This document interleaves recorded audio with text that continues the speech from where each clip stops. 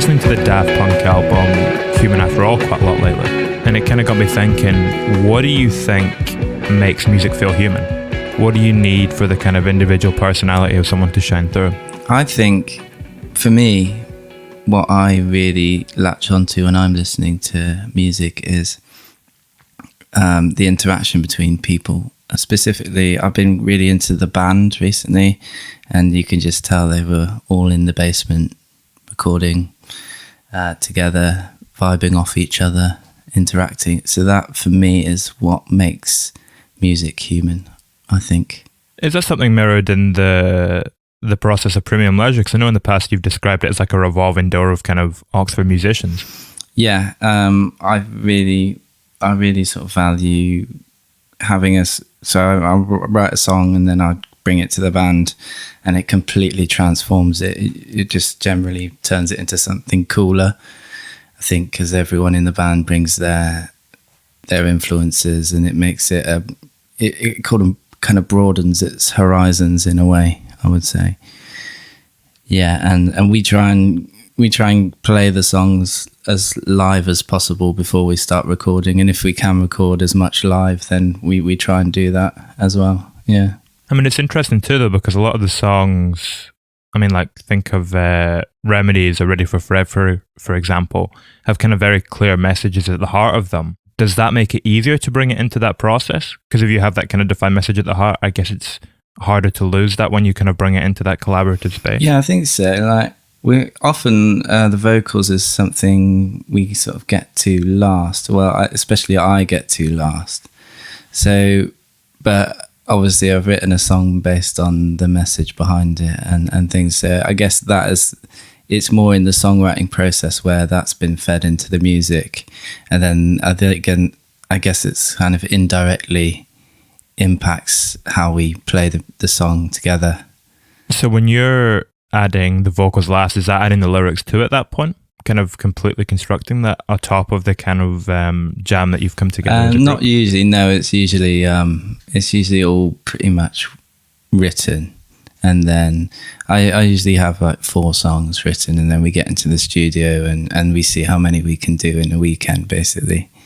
And so the songs are pretty formed in terms of chords and lyrics, but in terms of the tempo, the groove, that tends to change quite a bit with the drummer and the bassist particularly. You're saying, you'll often go on a weekend and kind of try and get through as many as you can. Was that the case for this EP? Yeah, absolutely. I think they record, because everyone's so busy do on other projects and stuff, we just try and get a weekend where at least 2 or 3 of us are around for the whole weekend, and we'll do that a Saturday and Sunday. I might be able to send some demos over, but sometimes we go in completely fresh and learn the song in the studio, and then get it down, and then it'll be a case of just doing overdubs, mainly guitars and vocals, maybe some keys, and I'll do that I did that for this EP. I did that in my flat. And the later songs, Ash Cook, the vocalist and keys and guitar player, sent some stuff over from his house while we were in lockdown. So yeah, it's kind of as and when we can do it, we do it. But it all comes together quite quickly if you think about the time we spend on it. But it just happens over a long period of time. So who was in the group that went into the studio for the weekend that this EP came together? So it was probably like 2 sessions we did. One was just me and the drummer, and I was trying to sing and play bass at the same time, and then we overdubbed the bass for that one. That was for one of the first sessions, and then the second session I got in Harry Deacon on the bass for 2 of these songs. So it was 2 weekends doing 2 songs each. I think we did some other songs as well that I'm still working on. Then the overdubs were done mainly with me and Ash, and then Will came over one time and he put some backing vocals on it as well. Yeah, feels like a long time ago actually. Was this just after lockdown? Was this kind of end of last year? This was before lockdown that we did all this. Yeah. Wow. Okay, so this is kind of pre-COVID. Yeah. it was sort of, yeah, I think it was so that must have been 2018, sort of summer into winter, where all the songs were sort of coming together. And then I mixed them and then sent them to Nathan, and he put me in touch with Oli. Nathan's a chap who got in touch with me. Yeah, he put me in touch with Oli Barton Wood, producer, and he had a few ideas, and we got together, and that's why that's the mix sort of session part of the process happened a bit. There was a bit of a gap between that while we were trying to work out what to do with it. Yeah. Had you met Oli before? Were you familiar with him? No, it was. I think I'd heard Nilofer Yanya, and when Nathan mentioned him to me, I was thinking, oh, that sounds like it could be a really good fit, and I went to his studio just to hang out and listen to some music, and we seemed to be on the same page. We're like very similar in age, and we have a lot of mutual friends. It was very easy, just really, and I think he really got what we were going for as well. It seems as well that kind of, the ethos we've been talking about, where it's a very collaborative kind of atmosphere, and is that something almost rooted in Plum Cuts too, the label? I think so, yeah. I've been listening to their other artist, Barnaby Keane, and I don't really know how they've worked together, but listening to the record, it sounds like there's definitely a nice groove in there. And I know Oli was thinking of working with, he recorded an album with some people in Tanzania, I think it was. And I remember he spoke about this when he was on the podcast, yeah. It sounded like an amazing project. I think when he first recorded them, he wanted quite a dry sound, and he just recorded them on a rooftop, which sounds. I think he's quite known for just setting up studios in weird places, and I think he said he had to put his laptop in the fridge quite a lot because it was so hot. Oh man, I can imagine. Yeah, but yeah, I think maybe that's their approach. I think it's a winning approach, really. The more people, the merrier, really. I recently did a session with Premium Leisure to record some new tracks, and we had, I think there was about like 7 people that came in and out of the studio at different times. It was just after lockdown restrictions had been lifted, and yeah, it felt like a bit of a knees up. Taking full advantage. Yeah. and yeah, just got everyone's thoughts on how the song should go, and yeah, it was really fun, first of all, but I think it means you kind of get the best out of it as well. When you said there's 7 coming in and out, how structured is that in terms of when the people are going to come in, or is it quite free flowing? It was free flowing. I just basically said, I got like the core rhythm section to be there the whole time, and I actually recorded 2 drummers at once, which was really fun. And but then I just like Willie Healey was around in Oxford at the time, so I said, yeah, come on down, have a listen. And my friend Johnny Payne, who plays in a band around Oxford, he just came down and took some photos and sort of helped with like when we were deciding what parts should come in where and stuff like that. So yeah, it was as and when people felt like coming in, if they were kicking about. How long after you've kind of created that space do you start to feed off that atmosphere? It happens immediately, really. I think because we've known each other for so long now, and we've been on tour together, and and we always just, when a lot of them used to live in Oxford, a lot of them have moved away now, but yeah, we used to just hang out all the time, so it just feels like we're at the pub but being productive. I guess sometimes the challenge is actually trying to be productive, actually. We're just like that someone's bought a new car and we're like, just spend an hour looking at their new car and things like that. But it's it's just fun, and I think if you keep it fun, you get the best results I think. Do you ever go into other people's sessions as one of those kind of revolving door musicians where you're the person coming into the room for a bit and kind of a part of that flow instead of being the kind of, commander in chief and it's for your project? Yeah. I guess with Willie, it's a very, it's a very collaborative thing. I think that's probably where it stems from, because Willie Healey was working with him was the first time I started working seriously on music, really. And it was quite early days with Will when we started working together, sort of forming the band, really. That was always not for every song, but for a majority of the songs, we'd work on stuff together in his garage, or we'd hire out we hired out a car garage at one point to get a song down, which was really fun. A car garage? Yeah, it was the drummer's friend owns I think he does like painting and like blacked out windows for cars, and he has this big garage, and we just went after the working day, and I think we just wrote a song till like the early hours, and I think that's probably where it stems from, where we just get together, and we used to just pull we'd all have different things. So I'd have a few mics, Mike would have a few mics and an interface, and someone have some speakers, and we just all take our stuff there and see what we could get down.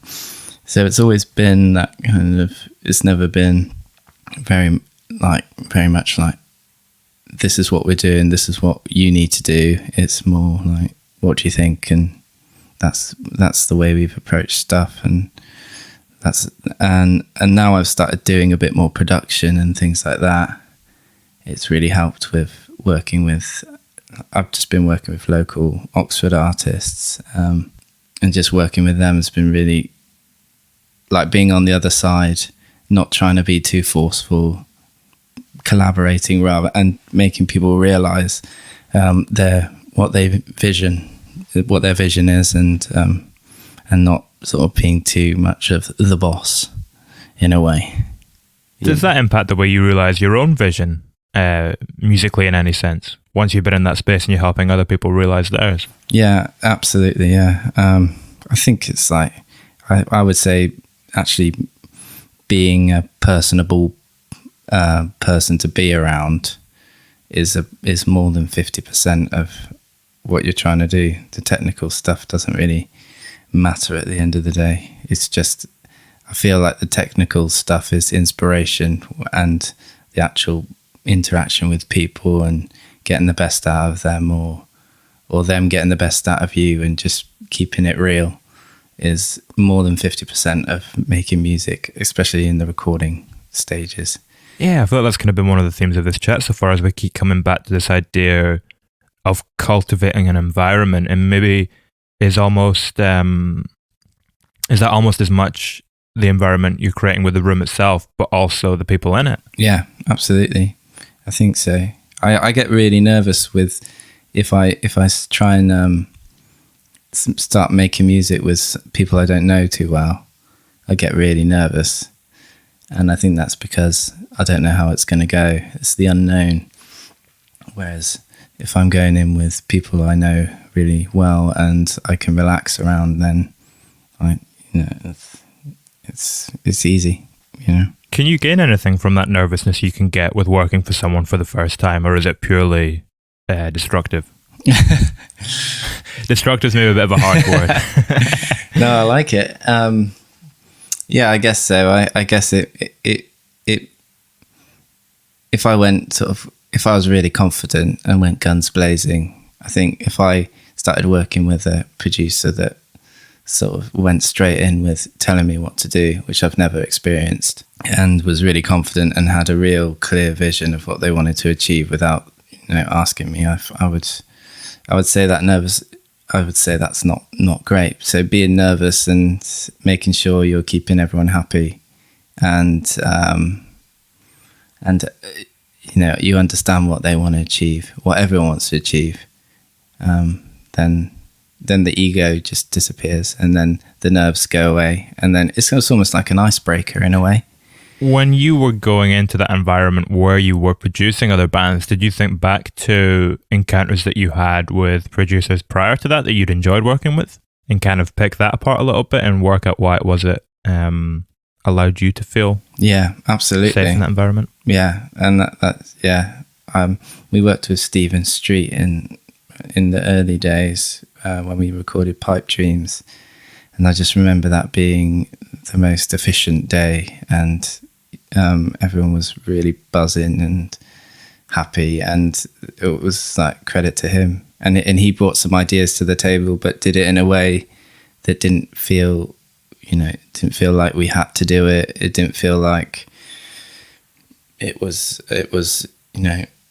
make or break. It was just like, try this and see what you think. And we were like, yeah, that's cool. And then similarly, more recently with Lauren Humphreys, who produced Will's Twin Heavy album. Yeah, just the way I sort of feed more of his technical and listening ability, and more his mindset and approach to stuff. But yeah, definitely. But then there have obviously been times in the studio where things are tough, and I've fed off those, and in a way that I try and avoid those moments where everyone's getting arsey and whatnot. What would be an example of something that would prompt one of those situations? I think it's when the most common one for me is when someone is performing and we've done maybe like 4 takes or something, and I feel like we've probably got the best take already, and they want to carry on doing more, and actually trying to manage that situation is I'm still quite kind of learning the dark art of managing that situation. But actually just saying, maybe we should stop, or maybe we should go and have a beer and come back and then see and have a listen, or something like that. Those are the most common moments where someone's getting really worked up, and they're not getting annoyed with anyone, they're just getting annoyed with themselves. And then just using words to try and calm, say, you've actually got it, you've actually nailed it, so let's move on, Yeah. I remember like what you said there about, stepping out to have a pint. I remember speaking to a producer a few months back who kind of said that exactly, that sometimes taking 15 minutes out can save you 3 hours. Like if you keep trying to push through it, the atmosphere in the room kind of just gets more and more hampered down by it, and it can take you ages to kind of build back up to that warm collaborative environment you were in previously. Yeah, that's so true. It saves you time, and just gives you perspective as well, listening wise. Who would you say pushed you most creatively working on this EP? I would say probably my drummer Mike. He's always got a lot of great ideas. I think I get really obsessed with drum sounds, and he always wants to get an interesting drum sound for songs and when we're recording. So probably him, and yeah, I would say Mike, because he's always sort of trying to progress, and that's his sort of mindset. Mike Monaghan. How far back do you go with him? I met him at the first rehearsal with Willie Healey, so that must have been like, I think 2016, maybe 2015. Yeah, maybe more actually. It feels like longer. Maybe around 2014. I guess if you do a lot in that time with the person though, like if you kind of look at the progression you've been on since that point as a musician, and you've kind of evolved quite a lot, it can feel like a longer span of time. Yeah, I think so. Yeah, looking back to the way we did stuff back then and how we played. Yeah, I think he's the one that's always pushed me. He's a big sort of. He encourages everyone around him. He's like the best person to gig with. He'll come off stage afterwards and it's like, you nailed it, mate. Like every night, and it never feels ingenuine. It's like he's always. Yeah, he's great to be around. Has there ever been a night when he hasn't said it? Only about himself. Okay. But he'll he'll always he always bigs everyone up. Is that part of the reason? I know you were saying earlier on that you had the rhythm section there the whole way through. Was it more than just having them there to work on the music? Is it because he kind of elevates everyone around him too? Yeah, absolutely. I think everyone's just, we're all just like having a laugh, really. He's a really funny guy, Mike, and he just gets everyone going, really. He does a lot of impressions. He's got a lot of characters that sort of come out of him. What kind of characters? He's got this guy he's got a wife called Janine, and he's just always blaming Janine for something, and it just always cracks us up. He's got a very sort of sexy Scottish woman that comes out every now and then as well. But they're always they sort of evolve into different people, so I feel like I know all these people, but it's just Mike. Sounds like someone at the Fast Show. Yeah. He's like a Steve Coogan. I know you quite often draw on conversations too when you're writing lyrically. Yeah. Have you ever drawn a conversation that's taken place in the studio or at some point during the music making process? You know, when you're saying that it's such a relaxed atmosphere. No, I don't think so. I think that's it's always been quite separate. It's usually, when I draw on conversations, it's usually a series of themes that I'm sort of noticing from people's mindset. For instance, Remedies was sort of noticing all my friends sort of worrying about, and friends and family, people I knew, just worrying about what they were eating all the time and how they were doing like exercise and all that and things. So that's what that song came from. So that's what I would mainly refer to when I say conversations and things. Why were they getting worked up about what they were eating? I guess it's a thing about, you hear in the, there's loads of TV shows about what you should eat, what's good for you, and there's lots of stuff about in the media about what you should eat, how much you should exercise, and then there's loads of apps you can get that can tell you when to stand up and when to go for a run and how many steps you should take in a day and all that. And I've tried to like start running, and then I got an app to basically compete with myself and see how I could get better at running. And it just stressed me out. I just didn't really like that. And that lasted about a week or two. But I still like going for runs, but I just go for a run and I'll listen to my body. And if my knee hurts, I'll stop. I'm not going to try and push myself and get torn up about not beating my previous week's score and things like that. So that's where it sort of came from. And I feel I had a lot of people around me who were doing those things, and I don't want to discredit those things, but for me it was like, I don't really want to do that, and I know people love it, and I think it's really, really good, but for me it doesn't do anything, and I rather live a bit more of a less regimented kind of existence. Yeah, at that point it's almost like the mental benefits cancel out the physical one. That's it. That's right. Yeah, that's what the song's kind of about, and that was a prime example of how I feed off conversations with people, and usually it's usually a series of things that I'm like, oh, I'm having this conversation quite a few times now, and maybe I should write a song about it. That self-competitive side you had with running, does that ever manifest itself in your creativity or your music and the process there? Yeah, it's not a great thing really, actually. How do you overcome it? I guess I overcome it by just trying to do as much as possible. I think I wake up every morning and think, how much music can I get done today? Or I'm always trying to do as much as possible, always comparing myself to artists in the 70s that were releasing like maybe 2 albums every year, and I'm just beating myself like up. The band. Like the band, yeah. So that's what I guess it's a good thing, because it drives me to do more music and write more songs and work with more people. with remedies, we were kind of touching upon there the idea that you can get caught up in these kind of health fads and kind of get lost in the self-competitiveness of it occasionally. When that noise clears away, like all the fads and things, what do you realize is actually important to you? What kind of stands out? For me, in life is well, it could be many things, but one thing is like relationships. Obviously, I feel like if I spend a weekend with my family, I feel so much better.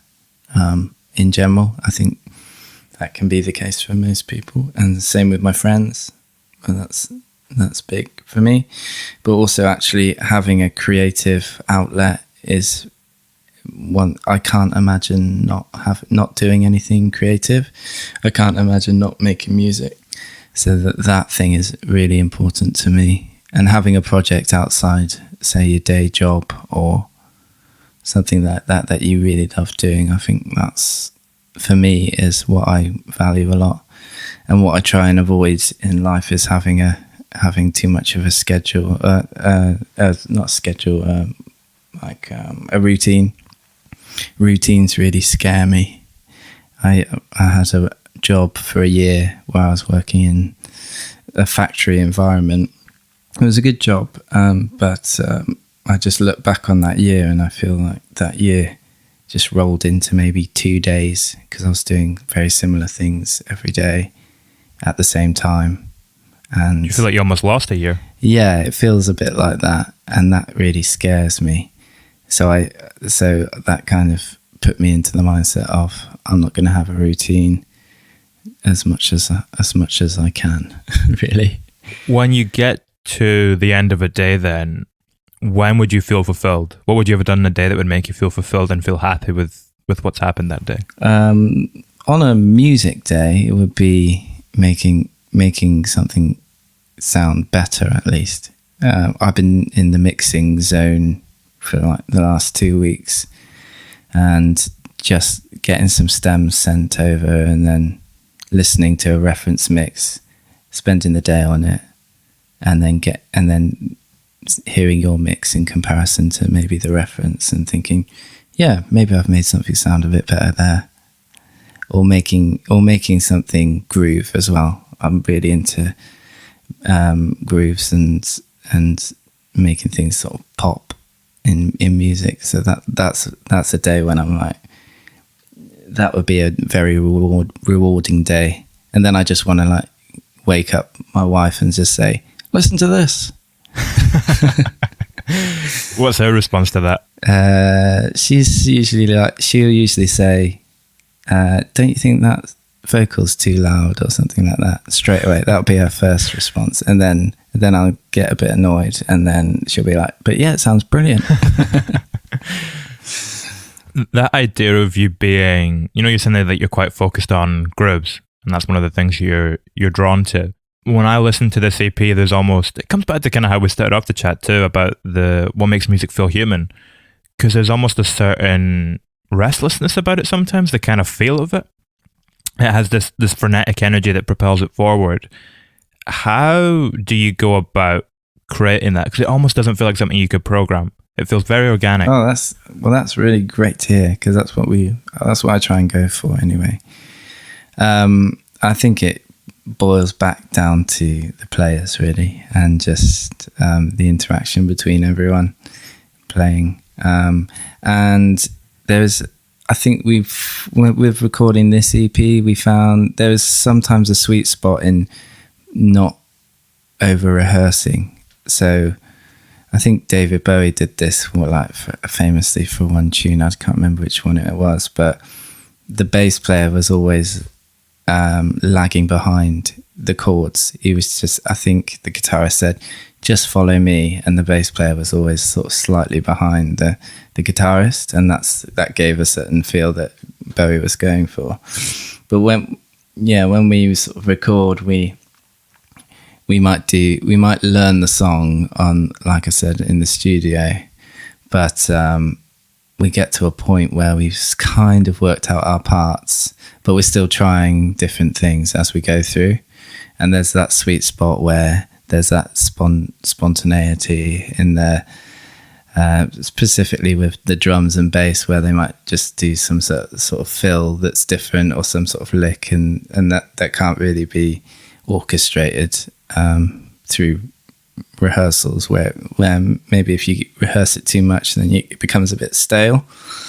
Thing is as well, if you don't like it when it feels under rehearsed, you can always rehearse more, but you can't do the opposite. Exactly, yeah, there's no going back. That's absolutely right. I never thought of it like that. You have, we're talking about conversations earlier on too. You have on Ready Forever, you kind of look at these characters that are free from burdens. How are they drawn from conversations too, those characters, or are they kind of manifestations of a collective bunch of people? Yeah, I think it's again a mixture. I can't really exactly remember lots of conversations, but yeah, it's a mixture of things going on in my head and a mixture of conversations I've had with people, or certain approaches to life in a way that, I often see someone who's living in a camper van. I'll be like, that's so cool. I wish I had the guts to just sort of sell, or the stories where you hear like people sell their house and then just live off the grid and things like that. Those kind of things. It was feeding off or like things I hear about and thoughts going through my head about, being a bit more carefree or being too carefree. It's quite an ambiguous song, and you can take it whichever way you want to, and in how you're feeling. So there's the side of it that could be, you're not caring about anything, you're not thinking about the future, or you can actually take the song the opposite way as well. Could you ever see yourself going off grid?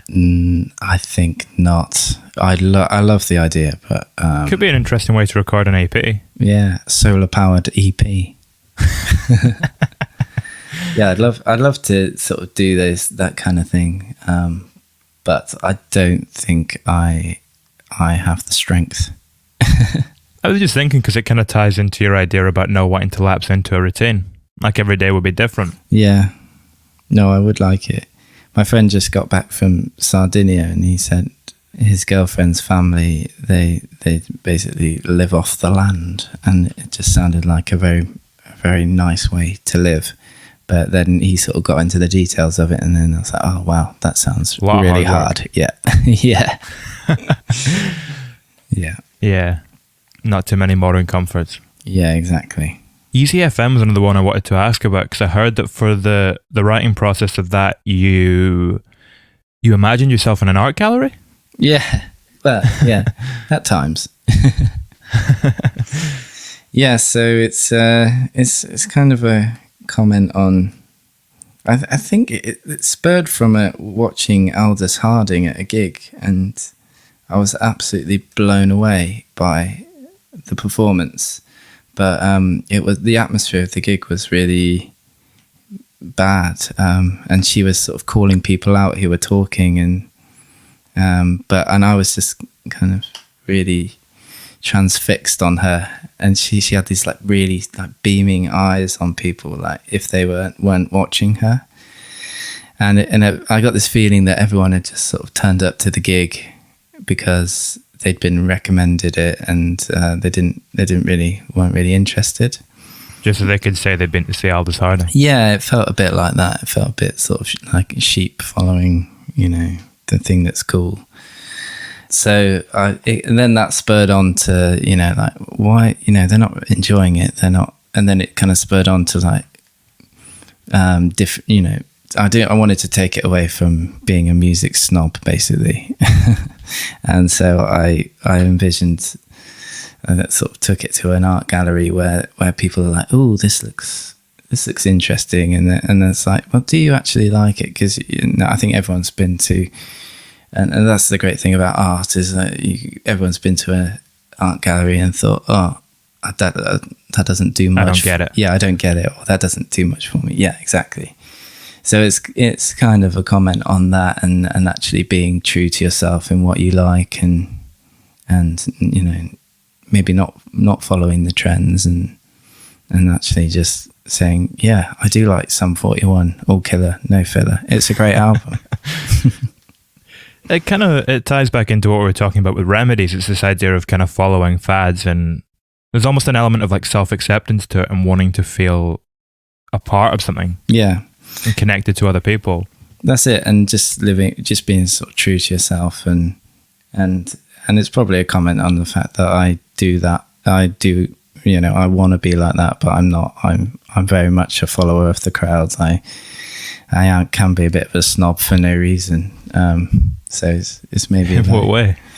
Well, I recently had a chat with my friend recently because I don't like Love Island, and he called me a snob. So there's many things I'm a bit snobby about. For no reason. I'm with you. I don't think you're a snob for disliking Love Island. Okay. Yeah, I think that's probably my most credible snob moment. Why close the CP with the opener? It made me think, when I finished it and listened to it back, it made me think a bit like of Sgt. Pepper's, the end of Sgt. Pepper's, where it's like, we hope that you enjoy this day. That kind of line. It's kind of a hat tilt to that in a way. In that, at the end it says, I hope you had a good time. So I thought it was quite a nice way to end the EP, really. And it was called something else originally, and we changed it to the opener, and then it just seemed like a nice little juxtaposition, I guess, to put it at the end. It's interesting you bring up the closing line there too, because I know that you open the EP on the line, take care of myself, your son, take a leaf and leave everyone.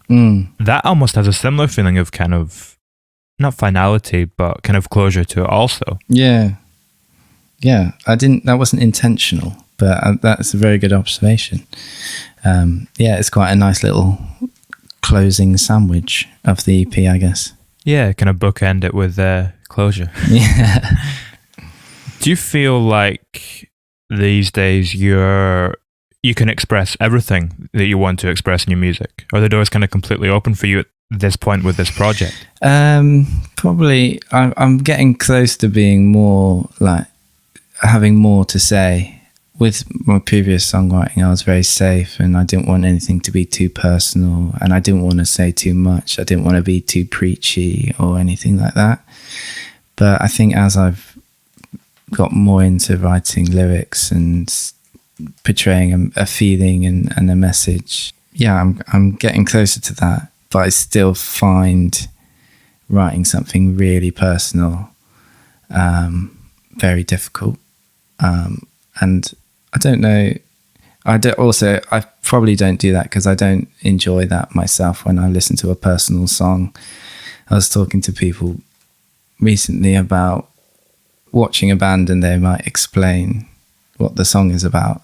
And sometimes for me, that's great because it puts it in perspective, and you kind of understand it, and you might get more from the song out of it. But a lot of the time for me, I find actually I just want to take from this song, I just want to take from it what I want from it. It's quite a selfish thing, but I want to take the ambiguities, or I want to, see what it does for me, rather than maybe picturing, say, if someone's really happy, they're writing a really happy song. This was a time when I was on holiday and I had a really great time, and then you just think of them on holiday, whereas I think it disconnects you from the actual moment of actually just listening or watching a band and thinking, oh, this is a really jolly song, and I'm going to feel jolly for myself rather than feeling jolly for them as well. But